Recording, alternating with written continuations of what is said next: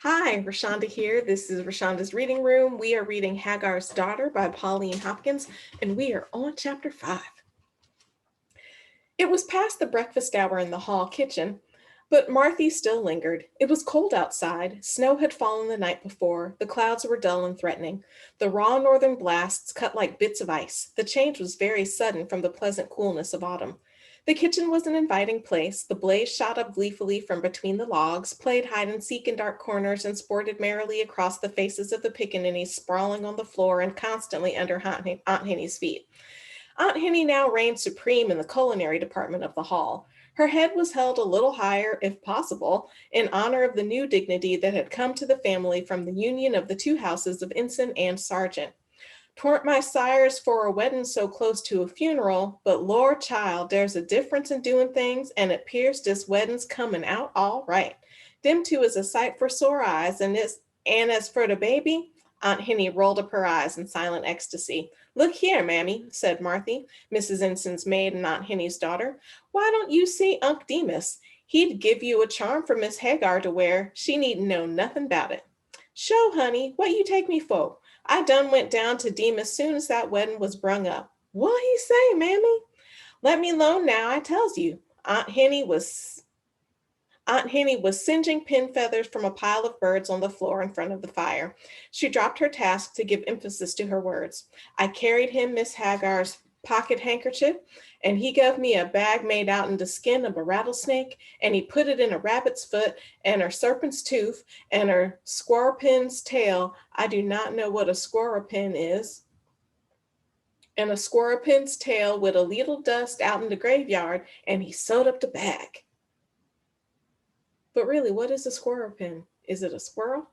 I don't I don't know about the fauna of the South in 1860. Was that when this was set? Something like that? Okay. And I don't have we talked about dialect? I don't remember. So clearly some of this is written in dialect, and you'll find that very often for slave language or black language or southern language or anything that isn't like uptight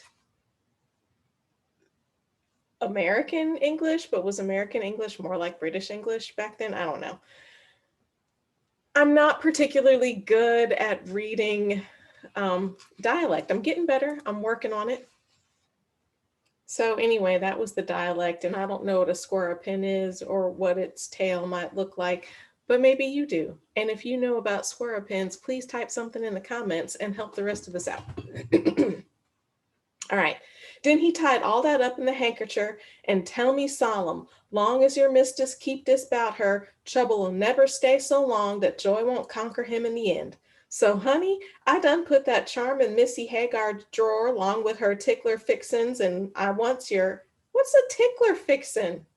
Along with her tickler fixins, like a sex toy tickler? My guess is no, that's not what she's talking about. I done put that charm in Missy Hagar's drawer, long with her tickler fixins, and I wants your Marthy to take care of it," she concluded with a grave shake of her turbaned head. Marthy was duly impressed and stood looking at her mother with awe in every feature of her little brown face. What? Squirrel pins? Tickler fixins? What is going on? I generally understand what's happening, but like the finer points, those are the ones that are the most interesting. So again, if you know anything about this, type it in the comments. Help us out. "Deed and I will, Mammy. My young miss will be all right if that St. Clair ensign keeps away from here," continued the woman reflectively. "Who's St. Clair ensign?" asked Marthy. "Never mind about him. Sometime I'll tell you when he gets older. All you got to do now is to take mighty good care of your mistress and the baby," replied her mother with a knowing wag of her head. "Fling another chunk on that fire," she called to one of the boys playing on the floor. "Getting mighty cold for this time of year. There smell powerful like most snow." A shadow fell across the door sill, shutting out the light for a moment that came through the half-open doorway. Marthy gave a shriek that ended in a giggle as a young Negro, tall, black, smiling, sauntered into the kitchen. It was Isaac. Did y'all watch? Okay, lots of people named Isaac. Also intrigued that Isaac is Abraham and Sarah's son, the one that like Abraham and Sarah had, not the one Abraham and Hagar had, who was Ishmael. So like that's an interesting combination. You'll find in this kind of literature a lot of black men named Isaac. You'll find white men named Isaac too. I mean, it's a biblical name. But what I was really thinking, did y'all watch Love Boat with Isaac, the bartender, and his little, everybody had a little promo shot in the porthole when the show came on, and Isaac was like, okay, sorry, I'm all over the place. It's one of those days. All right. Marthy gave a shriek that ended in a giggle as a young Negro, tall, black, smiling, sauntered into the kitchen. It was Isaac. Aunt Henny threw her arms high above her head in unbounded astonishment. In the name of the Lord, Isaac, what's going to happen to this family now, Ike, that you've come sneaking home? Isaac grinned. Isn't you powerful glad to see me, Aunt Henny? I is to see you and Marthy. Marthy's a mighty likely looking gal, I allow. He gave a sly roll of his eye in the direction where the girl stood, regarding the athletic young Negro with undisguised admiration. We've got more love in the air. None of that, sputtered Aunt Henny. Don't you go trying to fool with that gal, you limit a devil. Take yourself right off. What you doing here anyhow? This ain't no place for you. Okay, limit the devil. My Spanish teacher used to call me that, except for she called me that in Spanish. She meant it very kindly, though. She was my favorite teacher of all times, and she gave me a hard time about things. But anyway, I had like that phrase was new to me for her, so it was interesting to me that I read it here. And yeah, I'm all over the place. I hope you don't mind. This is what reading with me will get you sometimes. And this chapter is, oh, it's kind of, oh, it just keeps going and going. Wow, it doesn't even end. It's only half of chapter 5. The next chapter is also chapter 5. Okay, let me get my life together and keep this reading going. My Mars told me to come, replied Isaac, not at all ruffled by his reception. I ain't going to go right off. Ain't tell none of the folks howdy yet. Your Mars told you to come? What for he told you to come? Stormed Aunt Henny with a derisive snort. That's what I want to know. My Mars'll have something to say, I reckon, if your Mars did tell you to come. And I believe you's a liar. Deed I do. I don't believe your Marser knows where you is at this blessed minute. Isaac chuckled. I's come home to see the new mistress and the little baby. I certainly hope stay as well. Marse St. Clair be here himself by and by. I'm not sure why I didn't recognize Isaac right off. I'm sure you did. I am reading like 5 books all at the same time, though. Oh, I'm supposed to be staying on track. My bad. My bad. All right. Oh, and by and by is spelled by Bimeby. It took me years. I was like, Bimeby? What is this word? By and by. Like it took me years to realize that that's what was happening in the 19th century literature as I read it. So don't be like me. Don't take years to figure that out. Figure it out now. Back on track. Aunt Henny stood a moment silently regarding the boy. Fear, amazement, and curiosity were blended in her honest face. Plainly, she was puzzled. The devil turned saint, she muttered to herself with a long look at the unconscious Isaac, who sat toasting his cold bare toes before the roaring fire. This house got mo peace in it, and Marse Ellis happier than he been since he married old Missy Ensign died. But, and she shook her turban head ominously, tain't for long. I ain't forgetting nothing. I isn't lived next this Ensign Hall so many years for nothing. I's walked a long way slipping officers, began Isaac. Grunted Aunt Henny with a look of alarm still in her eyes. Officers? What's the matter? They'll have to see Marse St. Clair. Tain't me. He sold me. I runned away. I come home, that's all. Can't I have something to eat? If tain't one, it's the other. Before God, I believe you and your mass both unhuman. Been sold? Run away? Again grunted Aunt Henny. Meanwhile, Marthy had made coffee and baked a corn cake in the hot ashes. Isaac sniffed the aroma of the fragrant coffee hungrily. There was chicken and rice, too, he noticed as she placed food on the end of a table and motioned him to help himself. Isaac needed no pressing, and in a moment was eating ravenously. Tell you the truth, Aunt Henny, he said at last as he waited for a fourth help. Marse St. Clair get hard up the other night in a little play coming up to bay, and he sell me to a gentleman for $1,600. But Lord, that done whole Isaac child while he's got legs. That's just what I thought. No use your lying to me, Isaac. Your Aunt Henny was born with a veil. I knows a heap of things by seeing 'em 'fore they happens. I don't tell all I sees, but I keeps a studying about 'em. There's no moan can keep me. I don't care how much Mar St. Clair sells me. He's my onlyest master, continued Isaac, as he kept on devouring food a little more slowly than at first. That's very interesting.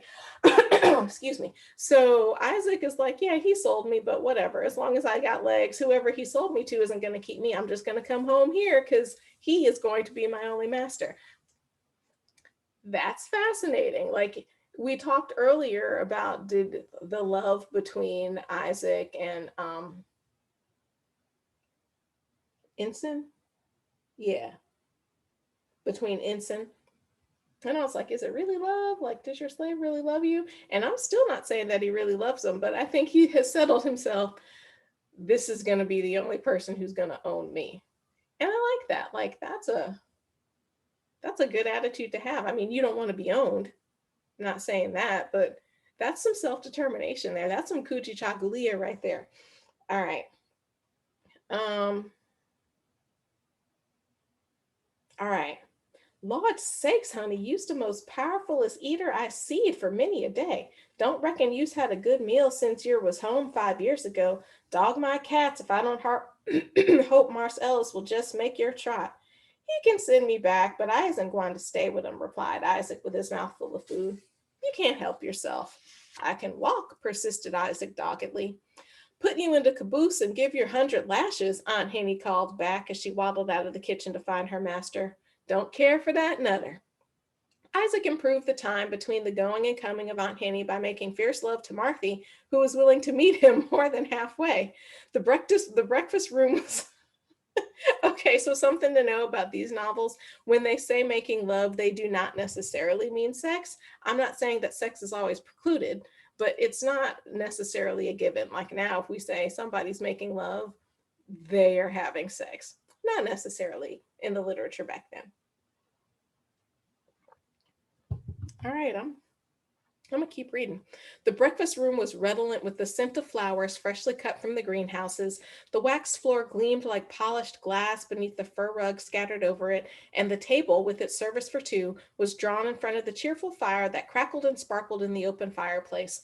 All the luxuries that wealth could give were gathered about the young matron. It was a happy household. The hurry and rush of warlike preparations had not reached its members, and the sting of slavery, with its demoralizing brutality, was unknown on these plantations so recently joined.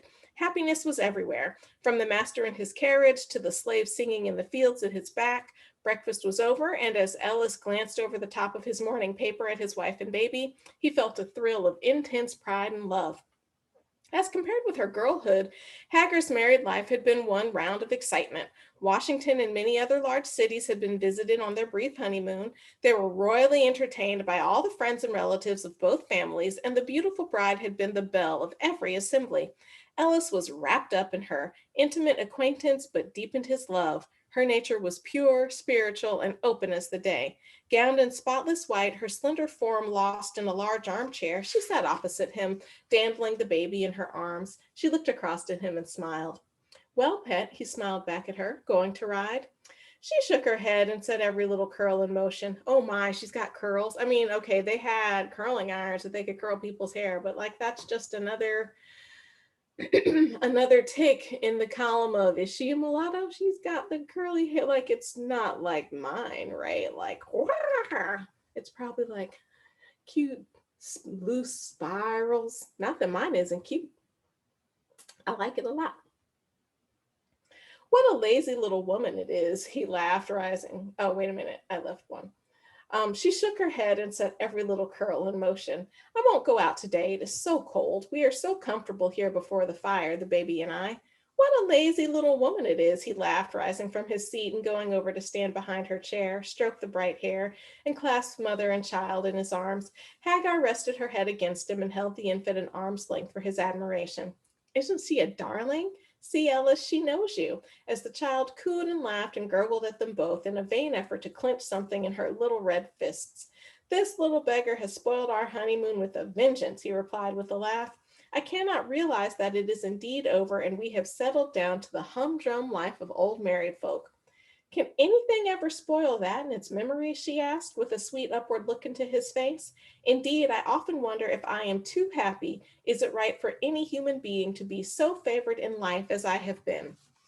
I know I said I'm going to stop stopping, but have you read Clotel by William Wells Brown? It was the first novel written by an African American, and his novel is about Clotel, a mixed race woman whose mom was a mulatto, maybe no, whose mom was a quadroon, and that made her an octoroon. Um, so a mulatto is technically somebody who's half one race and half the other. In this literature, it almost always means half white, half black, and then usually the women are mulattoes, although men can be that just as easily, and we find that in some novels. And so, if a mulatto woman has a child with a white man, that child is a quadroon. If that child has a relationship with a white person, has another child, that child is an octoroon. Broadly, though, the term mulatto covers all of that. But anyway, so in Clotel by William Wells Brown, there is a woman who is maybe an octoroon. I don't remember. At any rate, she was married, she was quote unquote married to a white man who completely knew that she was not legally white. And they had a baby, and life seemed so, so happy for them. And then tragedy struck. But anyway, this scene reminds me so much of a scene from Clotel. And I don't know what Pauline Hopkins read and didn't read, but I am willing to bet she had read Clotel and knew that book, and may have been, hearkening back to some of it in her own book here. Gather your roses while you may. There will be dark clouds enough in life, heaven knows. No gloomy thoughts, mignon. Let us be happy in the present. He kissed the lips raised so temptingly for his caress, and then one for the child. He thought humbly of his own career beside the spotless creature he had won for life. While not given to excesses, yet there were things in the past that he regretted. Since the birth of their child, the days had been full of emotion for these two people who were, perhaps, endowed with oversensitive natures given to making too much of the commonplace happenings of life. Now, as he watched the head of the child resting against the mother's breast, he ran the gamut of human feelings in his sensations. Love and thanksgiving for these unspeakable gifts of God, his wife and child, swept the inmost recesses of his heart. Please, Marse Ellis, cried Aunt Henny's voice from the doorway. Please, sir, Marse St. Clair's Isaac done just this minute come home. What I gwine to do with him? What, Henny? Ellis cried in astonishment. St. Clair's Isaac? Where's his master? Dunno, Marse Ellis, but there's allus trouble, show when that limb of Satan turns up. Deed there is. Ellis left the room hurriedly, followed by Aunt Henny. Hagar sat there, fondling the child, a perfect picture of sweet womanhood. She had matured wonderfully in the few months of married life. Her girlish manner had dropped from her like a garment. Eve's perfect daughter, she accomplished her destiny in sweet content. Presently the door opened and her husband stood beside her chair again. His face wore a troubled look. Okay, Eve's perfect daughter, just saying like she's the best of all women since Eve is the mother of everybody and like the paragon of women to some. But interesting again to call her Eve's daughter, and the book is Hagar's daughter. Like we have really just met Hagar's daughter. Like there's just a lot happening that's running around. All right. What is it? She asked with a sweeping upward glance that noted every change in his countenance. St. Clair's Isaac. Well, and is he so serious a matter that you must look so grave? My dear, the slaves all look upon him as a bird of evil omen. For myself, I look upon it as mere ignorant superstition, but still I have a feeling of uneasiness. They have neither of them been at the hall for 5 years. Isaac says his master is coming, that he expected to find him here. What brings them is the puzzler. News of your marriage, Ellis, a natural desire to see his new relative. I see nothing strange in that, dear. He can't feel very happy about it, according to the terms of the will. Probably he has been counting on my not marrying, and now being disappointed comes for me to pay his debts or perform some impossible favor. Why impossible? St. Clair is an unsavory fellow, and his desires are not likely to appeal to a man of honor, replied Ellis with a short, bitter laugh. So bad as that, said his wife regretfully. It was the first shadow since the beginning of their honeymoon. She continued, promise me, Ellis, to bear with him kindly and grant him anything in reason in memory of our happiness. In the kitchen, Aunt Henny, with little braids of hair sticking out from under turban, talked to Marthy. If Marse Ellis listened to me, he gwine to make that Isaac quit dese diggins. Law, mammy, laughed Marthy, showing her tiny white teeth and tossing her head. You don't want to drive the po' boy away where he's been born, does you? Marthy was a born coquette, and Isaac was very gallant to her. Dat all I gwine to say. Nobody knows dat Marse St. Clair and his Isaac better'n I does. I done part raise 'em both. I reckon my hard all turn plum. Oh, my hair. I reckon my hair all turn plum white if them two hadn't done left these parts. How you come to raise 'em, mammy, and what made 'em try to turn your hair plum white? Dev'ment, honey, pure dev'ment. It 'pears like 'twas only yesterday that I was a gal working right here in this same old kitchen. Marse Sargent, he lose heap money, and all of them moved to St. Louis to trench and get rich again. Marse Ensign, he want me for Ole Miss, and so Mass Sergeant done leave me here at Ensign Hall. While I was here, both of them imps was born, but Marse St. Clair, he good bit older than Isaac. Many's the time he run me all over this plantation when he no bigger than that Thomas Jefferson, 'cause I wouldn't give that Isaac first help from the chickens just roasted for dinner before the family done seed nary leg of 'em. Chase me, child, with a pistol pointed plumb at me. Okay, why are we talking about Thomas Jefferson?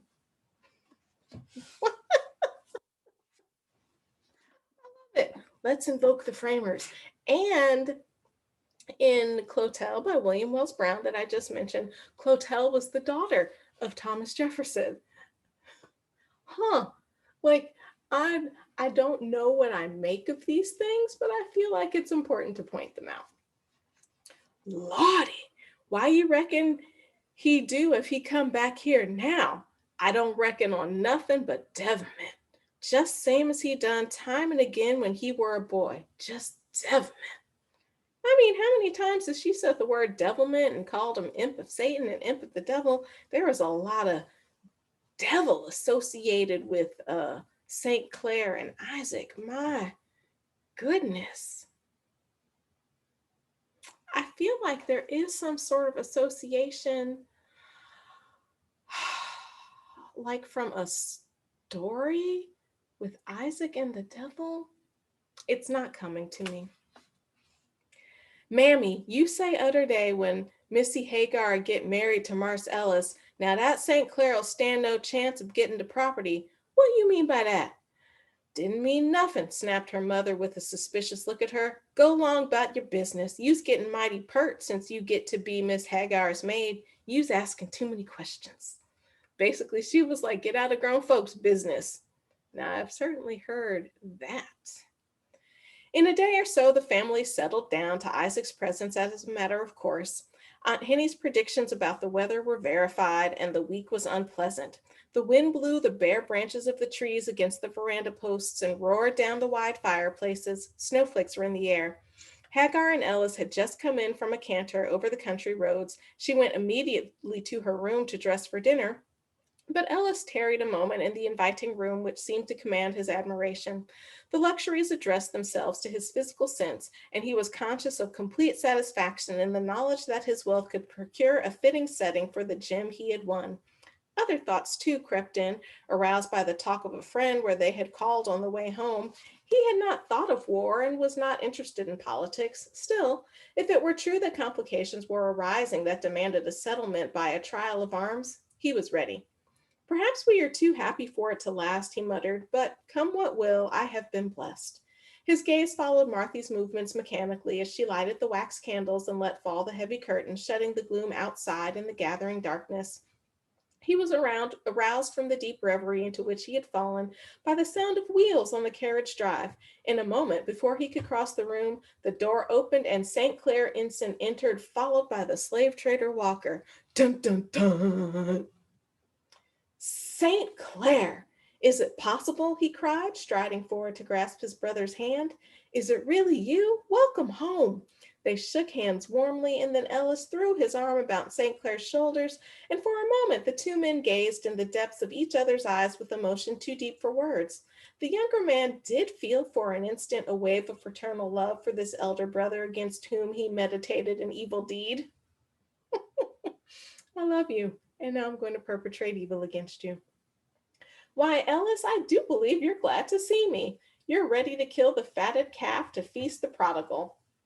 And in case you don't know, that's the story from the Bible, the prodigal son. A man had two sons. One son stayed with him and worked, and the other son took his inheritance, left, lived riotously, lost all his money, wanted to eat pig slop, decided to go home, went home. The dad threw a party, and then the first son was like, "Oh shucks, you ain't never thrown me a party." Grr. All right. Um, why, Ellis, I do believe you're glad to see me. You're ready to kill the fatted calf to feast the prodigal, St. Clair said as they fell apart. My friend, Mr. Walker? Mr. Walker, my brother. Glad to see you and welcome to Ensign Hall, said Ellis in cordial greeting, his hospitable nature overcoming his repugnance for this man of unsavory reputation. Oh, so he already knew him. Intriguing. Thank you, said Walker as he awkwardly accepted the armchair Ellis offered him and drew near the blazing fire. Just in time for dinner. Will you dine with us, Mr. Walker? Walker nodded assent. Well, Ellis, how's the world using you? You're married, lucky dog. Got your letter while I was at the nominating convention. It must have followed me about for more than a month. Thought I'd come up and make the acquaintance of my new sister and niece, remarked St. Clair with careless ease. Yes, replied Ellis. Somehow his brother's nonchalant air and careless words jarred upon his ear. You are always welcome to come when you like and stay as long as you please. This is your home. Home with a difference, replied St. Clair as an evil smile for an instant marred his perfect features. Evil devil, evil devil, evil devil. He won't stand much show of getting any of this properly now. You's got a missus, Mr. Ensign, ventured Walker. Wow. He won't stand much show of getting any of this property now. You's got a missus, Mr. Ensign, ventured Walker with a grin. He's been mighty anxious to meet your missus. Most fellers ain't so uneasy about a sister-in-law, but I reckon this one is different. Being report says she's a high stepper, said Walker as he grinned at Ellis and cleared his mouth by spitting foul tobacco juice on the polished hearth. Really? You're just going to spit on the hearth? That's gross.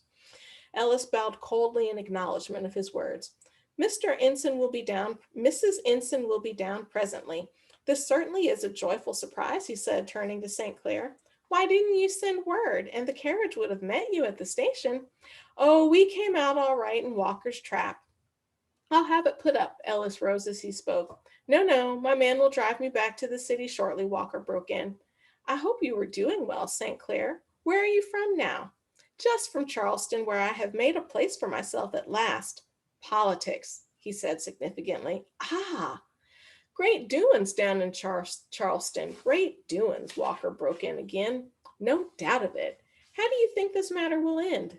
It's going to be the greatest time the world ever saw. Okay, from Future, I'm like, no, it was not the greatest time the world ever saw.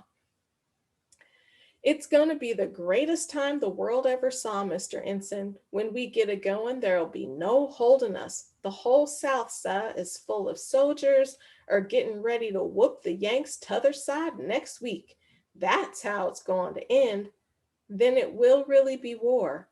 The greatest one the world ever seen, sir, unless the Yanks get in their knees and asks our pardon and gives up this government to their natural rulers. Why, man, ain't you heard? You's a patriot, ain't you? You're a son of the sunny South, ain't you? Ellis smiled at his enthusiasm, although filled with disgust for the man. When one has his family to think of, there are times when he forgets the world and thinks of nothing but his home.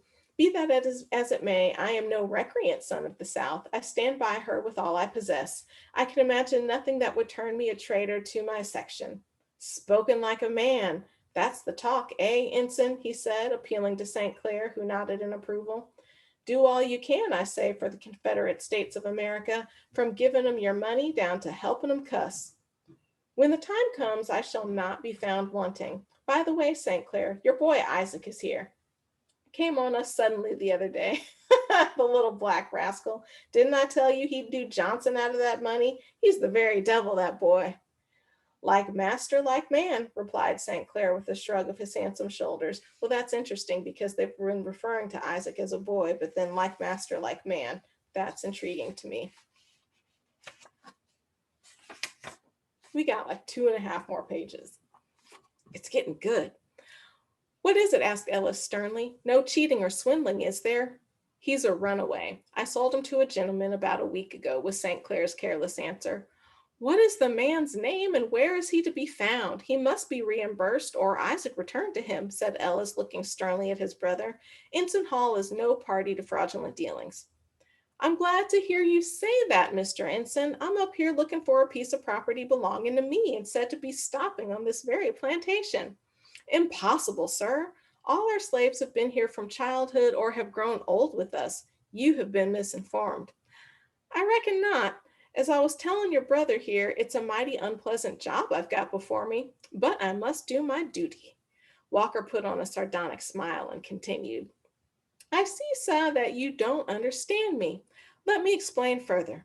14 years ago, I bought a slave child from a man in St. Louis, and not being able to find a ready sale for her on account of her white complexion, I lent her to a Mr. Sargent. I understand that you have her in your employ. I've come to get her. Here the slave trader took out his large sheepskin pocketbook and took from it a paper which he handed to Ellis.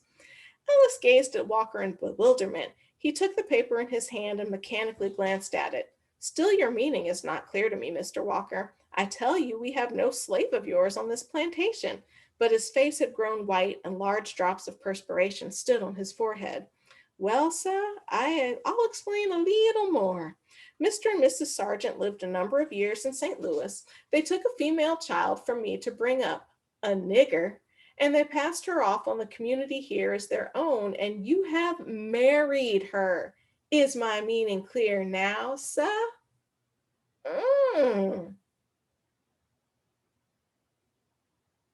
That was ugly. Good God, exclaimed Ellis as he fell back against the wainscoting. Then this paper, if it means anything, must mean my wife. I can't help who it means or what it means, replied Walker. This year's the bill of sale, and there's an officer outside there in the cart to get me my nigger. Okay, so lots of things, but like, can we prove any of what he said? Like, what? What? What? What? All right. This paper proves nothing. You'll take no property from this house without proper authority, replied Ellis with ominous calm. Walker lost his temper apparently. You'll take no property. I mean, I get what he's saying. You'll take nothing from here. But he's talking about his wife. Now, back then, women were practically owned, but still, you'll take no property. What? I hold you in my hand, sir, he stormed. You are a brave man to try to face me down with stolen property. Ellis rose slowly to his feet, pale, teeth set, lips half parted, eyes flashing lightning, furious, terrible, superb in his wrath. His eyes were fixed on Walker, who, frightened at his desperate look, rose to his feet also with his hand on his pistol. You would murder me? He gasped. Ellis laughed a strange, discordant laugh. There must be some mistake here. My wife was the daughter of Mr. Sargent. There is not a drop of Negro blood in her veins. I doubt, sir, if you have ever seen her. And Mr. Walker, if you do not prove the charges you have this day insulted me by making, your life shall pay the penalty. Oh, snap! Well, sir, fetch her in the room here. I reckon she'll know me. She weren't so leetle as to forget me altogether.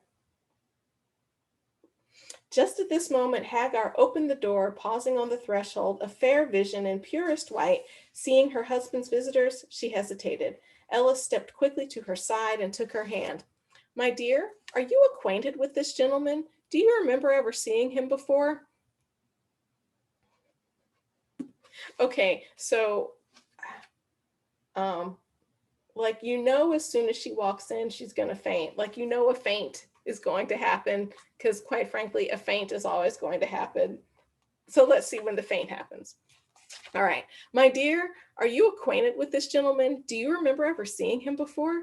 She looked a moment, hesitated, and then said, I think not. Walker stepped to the mantel where the wax light would fall full upon his face and said, Why, Hagar, have you forgotten me? It's only about 14 years ago that I bought you a ladle shaver from Rose Valley and lent you to Mrs. Sargent. Hagar put her hand to her head in a dazed way as she heard the coarse laugh of the rough, brutal slave trader. She looked at Ellis, put out her hand to him in a blind way, and with a heart-rending shriek, fell fainting to the floor. To be continued. Well, that was apparently the first part of chapter 5, because we're going to read the second part of chapter 5 next time. So that is Hagar's Daughter, chapter 5, part A. And until next time.